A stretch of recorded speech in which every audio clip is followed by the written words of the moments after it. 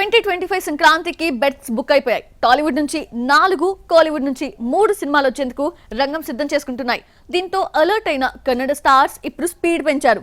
Sets పై ఉన్న projects ని summer కి రిలీజ్ చేసేలా పక్కా ప్లాన్ అప్లై చేస్తున్నారు. కేజీఎఫ్ సిరీస్ తో బ్లాక్ బస్టర్ కొట్టాడు rocking star Yash. World wide గా కలెక్షన్స్ వర్షం కురిపించాడు. ఆ తర్వాత గీతు మోహన్ దాస్ డైరెక్షన్ లో టాక్సిక్ మూవీ అనౌన్స్ చేశాడు.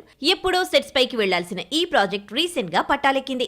ప్రీ ప్రొడక్షన్ కోసం ఎక్కువ టైం తీసుకున్న యూనిట్ 6 నెలల్లో షూటింగ్ కంప్లీట్ చేయాలని టార్గెట్ పెట్టుకుంది. రిలీజ్ విషయంలో కూడా కుదిరితే ఏప్రిల్ లేదంటే మేలో పక్కాగా విడుదల చేయాలని డిసైడ్ అయిందట. అంటే 2025 సమ్మర్ కి శాండిల్వుడ్ నుంచి యష్ ఎంట్రీ పక్కాగా ఉంటుందని ప్రచారం జరుగుతోంది. యష్ లానే కాంతారాతో పాన్ ఇండియా స్టార్ అయ్యాడు రిషబ్ శెట్టి. సింగిల్ సినిమాతో 450 కోట్లు వసూళ్లు చేశాడు. తర్వాత కాంతారా 2 ఉంటుందని ప్రకటించిన తాను ఇప్పటి వరకు షూటింగ్ మొదలు పెట్టలేదు. కథ విషయంలో 1కి 100 సార్లు చెక్ చేసుకున్న రిషబ్ సెప్టెంబర్ 1st వీక్ నుంచి షూటింగ్ స్టార్ట్ చేస్తాడట.